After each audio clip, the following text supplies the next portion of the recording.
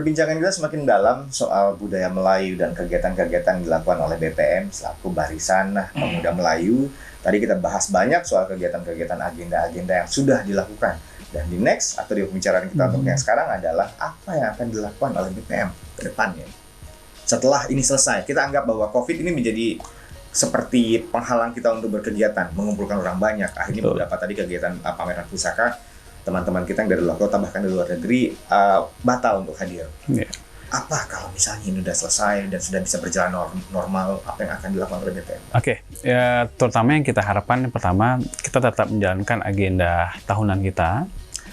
Pameran pusaka tetap berjalan, tetapi tidak hanya pameran pusaka saja yang akan kita laksanakan insya Allah. Nah, banyak hal-hal lain yang bisa kita lakukan. Pertama, kita bisa melakukan pameran UMKM yang nantinya bisa merangkul para pelaku UMKM yang ada di seluruh kota Pontianak. Kita bisa merangkul seniman-seniman Pontianak atau Kalimantan Barat, khususnya seniman Melayu, bagaimana grup-grup hadra atau grup-grup cepin misalnya kan. Itu juga bisa menggandeng teman-teman komunitas yang lain ya Mbak Lini ya. Ada komunitas ini, komunitas itu. Ya, intinya komunitas seni dan budaya akan kita rangkul. Nah, semua itu akan coba kita, insya Allah akan kita laksanakan dengan tahun depan ya. Iya, agenda tahun depan dengan persiapan yang cukup matang. Memang harus pelan-pelan ini Bang. Jadi kita tidak bisa langsung mengadakan tanpa persiapan yang matang karena akan melibatkan banyak orang. Sebab multi etnis ini kita harus pelan-pelan konsepnya seperti apa. Dulu kita harus siap nih. Nah, teman-teman pendukungnya ini kita harus siap juga. Nah, jadi memang pelan-pelan insya Allah tahun depan kita akan tetap melaksanakan agenda besar dan insya Allah juga akan dihadiri. Kita coba menghadirkan menteri insya Allah ya, atau teman-teman pejabat lainnya juga akan kita undang. Oke. Nah, itu untuk yang di bidang seni dan budaya, untuk Satgas sendiri ke depan seperti apa? Tadi Abang sempat menyinggung di segmen kita sebelumnya, sempat menyinggung soal masalah pengawalan beberapa kasus korupsi yang terbengkalai, yang belum selesai, dan beberapa sudah dilakukan. Pengawasan seperti itu akan terus dilakukan untuk ke depan. Justru kita akan lebih ketat dan lebih gencar, apalagi ketika pengawalan kita kemarin, aksi damai kita ini tetap berjalan di tempat. Untuk kedepannya kita akan hadir kembali dengan jumlah massa yang lebih besar. Jadi fungsi ormas tadi selain organisasi kemasyarakatan yang fungsinya sosial kemasyarakatan, juga ada namanya fungsi pengawasan terhadap kinerja aparatur pemerintah, dan itu perintah undang-undang. Pengawasan eksternal namanya. Masyarakat yang mengawasi ormas yang berbadan hukum ya kan, yang resmi. Jadi dia berhak mengawasi fungsi-fungsi kinerja aparatur pemerintah. Apalagi di bidang korupsi ini kan KPK yang terbentuk sebagai lembaga ad hoc ya kan, terbentuknya karena rohnya reformasi.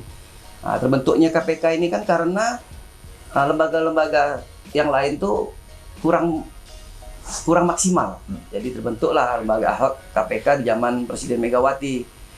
Di kala itu kan dari setelah reformasi itu yaitu pemberantasan KKN, nepotisme itu kan, persamaan hukum salah satunya kan konsen di bidang korupsi. Nah, terbentuklah KPK yang diharapkan mampu menyelesaikan masalah korupsi.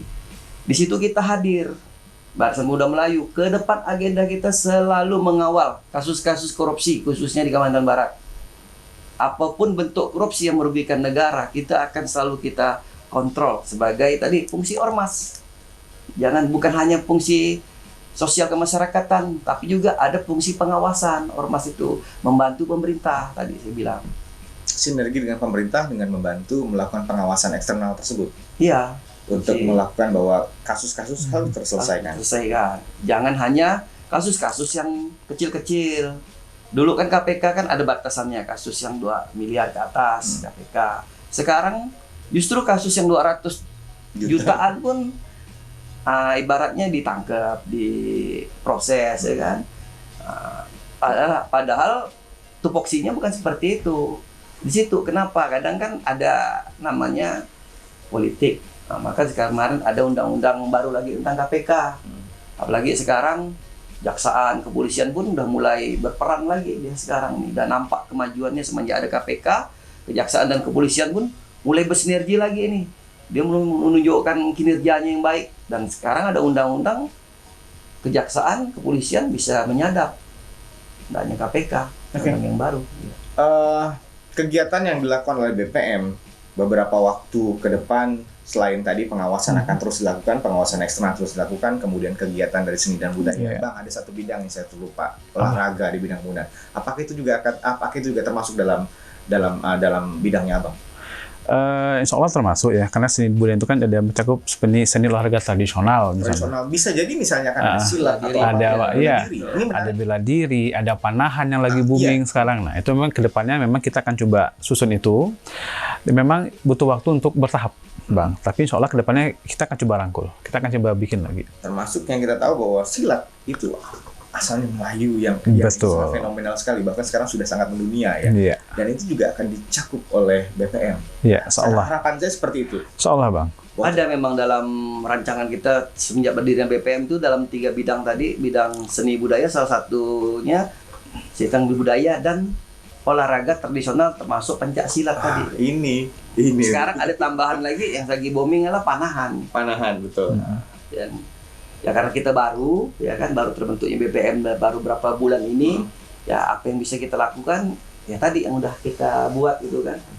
Dan saya rasa walaupun masih kurang banyak kita lakukan, tapi untuk sementara itu kami mampulah, hanya sebatas itu kami mampu berbuat. Untuk tahun depan kami akan berusaha maksimal mungkin untuk menjalankan program-program yang udah tertulis dalam visi dan misi kami tadi, dalam 3 pilar badan khusus tadi, badan khusus 1, badan khusus 2, badan khusus 3 tadi. Harapan kami sebagai masyarakat yang melihat pergerakan dari BPM sendiri adalah bagaimana BPM bisa konsisten untuk menyampaikan aspirasi dari kita juga, termasuk wakil dari pemuda Melayu dan lain-lainnya, untuk menyampaikan serta memberikan hal-hal yang luar biasa dan bersinergi dengan pemerintah untuk melakukan pengawasan eksternal, kemudian memberikan kegiatan-kegiatan. Mungkin beberapa masyarakat umum tidak bisa memberikan itu. BPM adalah wadah. BPM adalah tempat untuk itu bisa didengarkan oleh pihak atas, oleh pihak pemerintah. Kalau masyarakat awam mungkin kalau menyampaikan atau mengkritik soal kasus korupsi, kita tidak punya power. Wadah. Kita tidak punya power.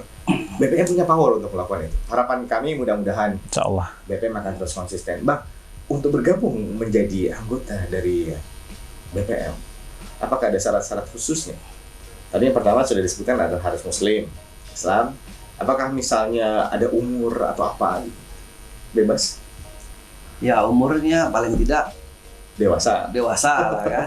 Soal umur ini pemuda di bawah 40 tahun, kita pun walaupun tua jiwa kita muda. Tapi pemuda kalau di batasan undang-undang kalau tidak salah justru sekarang sudah mencapai di umur 60 tahun kok, yang sudah diperbarui ya. Dari umur berapa belas tahun sampai umur 60 atau berapa gitu, saya lupa. Jadi kita termasuk Jadi maksudnya semangatnya muda. semangatnya muda. Kita udah lewat 40 tahun, semangat kita muda, jiwa kita muda. Oke, Bang, agenda jangka panjang tadi sudah banyak dibahas. Yang jangka pendek nih, di tahun 2021 kan belum berakhir nih, misalnya di Desember ini. Apakah ada lagi yang mau dilakukan atau masih menyelesaikan agenda lama? Kalau di 2021 agenda kita sudah selesai. Kita memang lagi mempersiapkan di agenda di 2022 seperti yang sudah kita bahas tadi. Nah, semoga saja kita mohon dukungannya masyarakat Kalimantan Barat khususnya Kota Pontianak agar bisa terlaksana dengan baik nih, Bang. Amin. Nah, itu dia.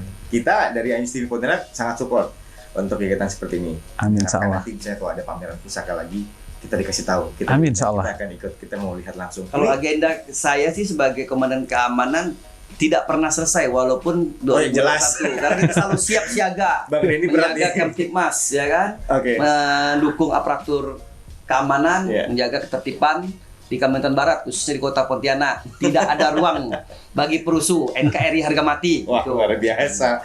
Terima kasih untuk Bang Henry, Bang Denny untuk informasi-informasi yang sudah disampaikan. Namun, Bang Risa, kita masih punya satu segmen lagi tentang harapan dan pesan yang akan disampaikan untuk para pemuda yang ada di luar sana. Tadi banyak sekali informasi yang sudah kita dapat, termasuk apa hal nyata, hal yang sudah dilakukan dan akan dilakukan ke depannya. Kita dukung, mudah-mudahan ya, jangan sampai budaya Melayu hilang di telan zaman. Jangan kemana-mana, tetap di Gali Talk Show.